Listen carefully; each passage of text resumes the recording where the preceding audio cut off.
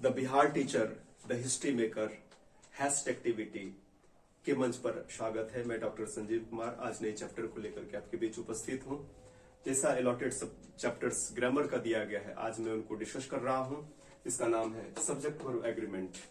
प्यारे दोस्तों, हम लोग कल डिस्कशन किए थे कि स्ट्रक्चर इंग्लिश का क्या होता है। तो सब्जेक्ट वर्ब प्लस ऑब्जेक्ट, तो यहां पर निर्भर करता है कि वह वर्ब जो सब्जेक्ट के अकॉर्डिंगली काम करता है, तो दोनों के बीच एग्रीमेंट होना है। अगर सब्जेक्ट सिंगुलर है तो सिंगुलर वर्ब का प्रयोग करना है, अगर सब्जेक्ट प्लूरल है तो उसके अकॉर्डिंगली प्लूरल वर्ब होना है।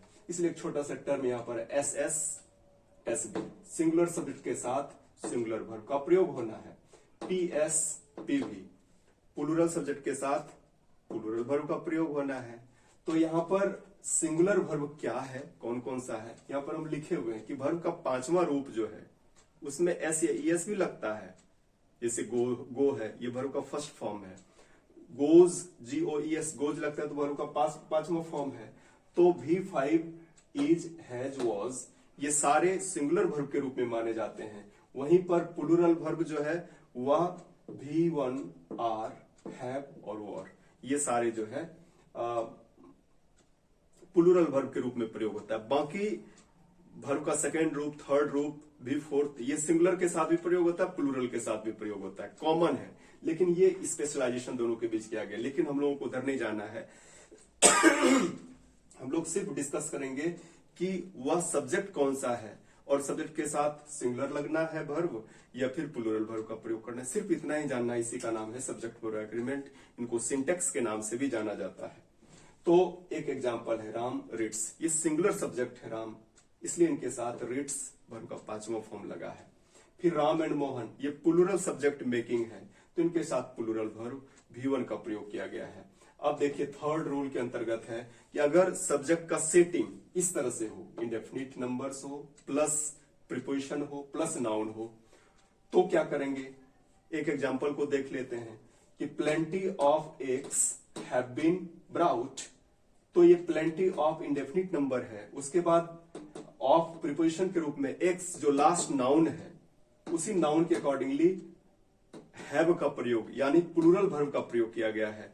तो हम लोगों को ध्यान रखना है इंडेफिनिट नंबर प्लस ऑफ जहां हो, उसके बाद अगर नाउन है तो नाउन अगर सिंगुलर है तो उन्हीं के हिसाब से वर्ब का प्रयोग करना है। अगर वो नाउन प्लूरल है तो प्लूरल वर्ब का प्रयोग करने जैसा यहाँ पर किया गया, एक्स के बाद हैव लगा है और ठीक इसके नीचे वाटर के बाद हैज लगा है। जितने भी इंडेफिनिट नाउन्स होते हैं वह सिंगुलर होता है, इसलिए वाटर के साथ हैज लगा है।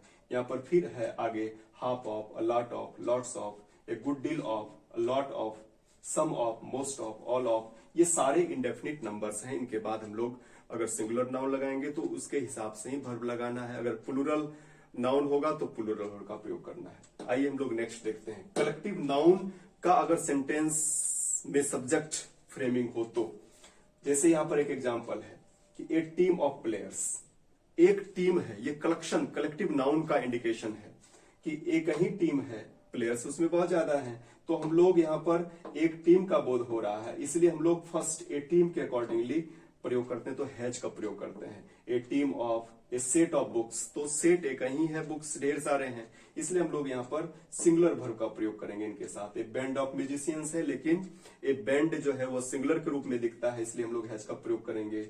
ए group of people, crowd of students, इनके साथ हम लोग सिंगुलर वर्ब का प्रयोग करेंगे। आगे देखिए यहाँ पर कुछ ऐसे स्पेसिफिक वर्ड्स हैं, जैसे ट्राउजर्स है, तो ट्राउजर्स, सीजर्स, स्पेक्टिकल्स, शूज, ये सब में दो दो दिखता है, तो इनके साथ हम लोग प्लूरल वर्ब आर का प्रयोग करेंगे या तो वर का प्रयोग करेंगे, हैव का प्रयोग करेंगे, जैसा हम लोगों को नीड्स होगा सब्जेक्ट के अकॉर्डिंगली और सेंटेंस पैटर्न को मेंटेन करने के लिए। और भी आगे है कुछ ऐसे वर्ड्स हैं जिनके साथ हमेशा सिंगुलर वर्ब का ही प्रयोग होता है। उसके ठीक पहले यहाँ पर है people, fogs, entry, cattle, police, children, ये सब के साथ प्लूरल वर्ब का ही प्रयोग हमेशा होता है, ये ध्यान रखने की जरूरत है। नेक्स्ट हम लोग देखते हैं कि अगर सब्जेक्ट के जगह पर furniture, scenery, luggage, information, advice, news, percentage, poetry, knowledge, dirt, traffic, electricity, money, music, coffee, ये सब रहे, या फिर डिजीज का नाम मिजल्स, मम्फ, गेम का नाम बिलियार्ड, डार्ट्स, सब्जेक्ट का नाम जिसके लास्ट में एस लगा हो, mathematics, physics, phonetics, statics, even subject के जगह पर each every self framing subject अगर हो, each every, either, neither, one, anyone, no one, someone, nobody, somebody, ये सब के साथ हमेशा सिंगुलर वर्ब का ही प्रयोग होता है। सिंगुलर वर्ब का प्रयोग कौन कौन सा होगा? या तो वर्ब का 5वां रूप होगा, या तो इज का प्रयोग करेंगे, या तो हैज का प्रयोग करेंगे इनके ठीक बाद। तो ये हम लोगों को ध्यान में रखने की बातें हैं। लास्ट हम लोग देखते हैं कि कुछ ऐसे सब्जेक्ट को दो अगर सब्जेक्ट हो, उनको जोड़ करके एक सब्जेक्ट फंक्शनिंग काम कर रहा है, कनेक्टर्स लगा हुआ हो, जैसे यहां पर है यू एज वेल एज सी, तो दोनों को एक साथ जोड़ करके एक सब्जेक्ट बना है। तो यहां पर इनके साथ भरो सिंगुलर प्लूरल का प्रयोग किया गया है। तो हम लोग देखेंगे कि फर्स्ट जो सब्जेक्ट है, नाउन या प्रोनाउन है, उसी के अकॉर्डिंगली हम लोग वर्ब का प्रयोग करते हैं। तो हम लोग फर्स्ट के हिसाब से, जैसे एज वेल एज है, तो यू एज वेल एज सी, तो यू के अकॉर्डिंगली हम लोग यहां पर वर्ब का प्रयोग किए हैं।